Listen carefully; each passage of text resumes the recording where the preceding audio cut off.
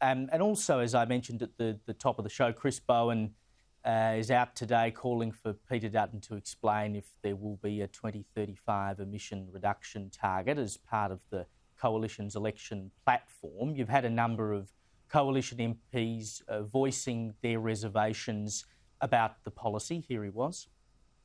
It's time for him to stop the nonsense, to get on with announcing some policies, tell us what his climate change and energy policy is. I'm very clear. We'll have a 2035 target. It'll be very clear to the Australian people before the election what it is. On their more honest moments, concede that nuclear has no realistic possibility of being anywhere near up and running by 2030 in Australia. What's your view, James? Should the Coalition take a 2035 emissions reduction target to an election?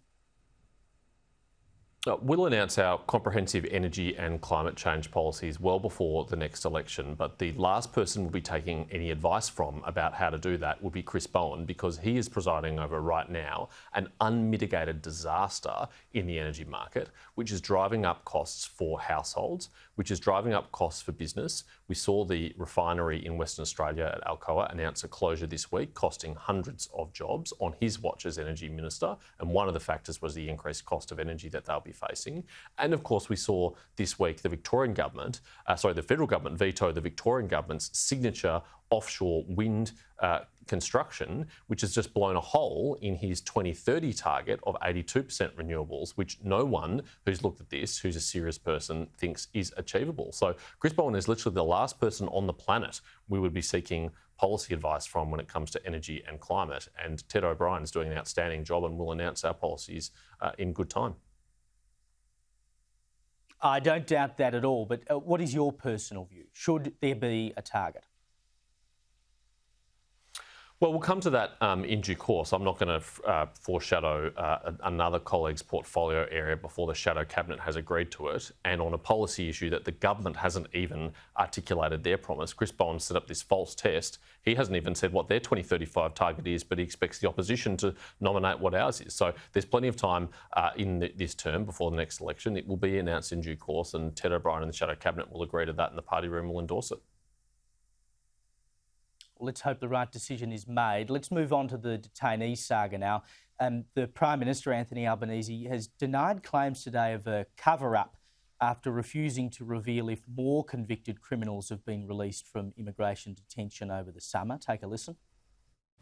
There's been absolutely no change in any of the policy and the information that was given under the former government when Peter Dutton was the Minister for Home Affairs. No change whatsoever.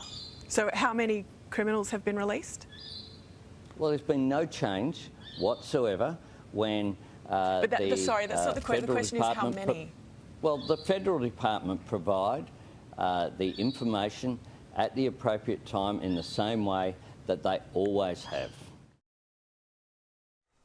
I mean, the dude sounds like a broken record today. There's no change anywhere if you listen to the Prime Minister. Again, why can't he just answer the question? That was an embarrassing performance this morning from the Prime Minister. Either he doesn't know or he thinks the Australian people are so stupid that he'll get away with answers like that. The truth is there has been a change. In December, Border Force was publishing a weekly report on the number of detainees released into the community, and now they've stopped doing so and say they will publish it with another unrelated report on a monthly basis well after the fact. And the Prime Minister wasn't able to answer basic, straightforward questions about this. He's got his Home Affairs Minister on extended leave. He's got his Immigration Minister who's acting as the Home Affairs Minister, but apparently in witness protection because he hasn't been doing any media or answering any questions or doing any press conferences about this. This is a total shambles and a cover-up, and it's obvious why. The government is embarrassed by its own failures. It's been unwilling and unprepared to deal with these issues. It hasn't even used, as far as we can tell, the preventative detention scheme that the Parliament rushed through by Christmas to protect the community, to get the most hardened criminals off the streets. It's time the Minister came back from the holidays, got their feet behind the desk, made applications to the court to get these dangerous criminals out of the community and to protect us.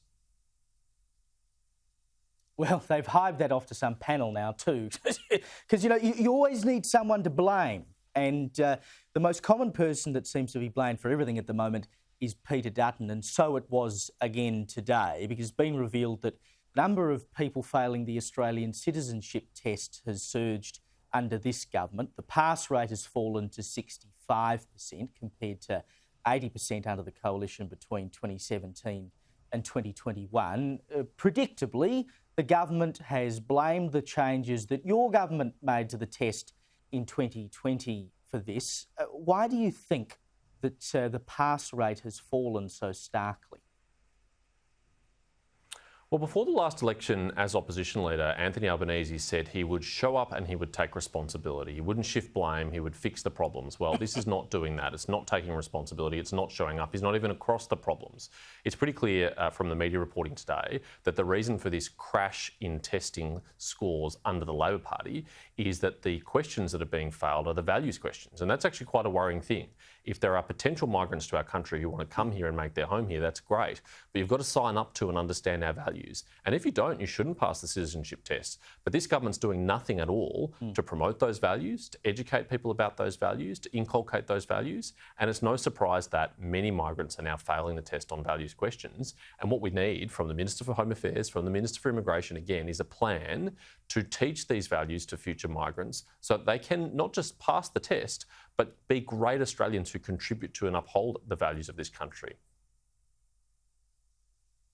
And just very quickly before we go to the break, Peter Dutton, of course, has been calling for tougher hate speech laws to stop anti-Semitism. You've had Jewish leaders this week saying that they're looking at running legal cases against clerics. They would have to foot the bill. Dutton has said they shouldn't have to foot the bill. The government has been completely out of action on this. I just cannot understand, Caleb, why neither the federal government or the state government has tried to test the extensive anti-incitement laws that we already have on the books at the federal level and the state level to see where any of these hate preachers have violated the law. Now, if those cases were tried and if they failed, I think there is a good case to toughen up those incitement laws. I think there is a good case to make sure that people like that can be prosecuted when they incite violence against others in the community. But those laws are already on the books and there's nothing to stop the federal or state governments taking those cases to court right now, and I think that's a deeply disturbing thing. We have a crisis of anti-Semitism in this country. It is absolutely rife. It is off the charts. The Jewish community feels unsafe. We even have Jewish Australians publicly saying that they think they might feel safer in Israel, which is under attack from terrorist organisations, than they would in Sydney and Melbourne. That's a shocking indictment on our country, but particularly on the Prime Minister and his government for their inaction to protect the Jewish community. It's just gutless. As you say, laws do exist, but no one seems to be willing to try them out. At least run a case. And if the case fails in court, there will be a public outrage and then the law will have to change. I just don't see how you can lose out of doing it. James Paterson, thank you so much for your time.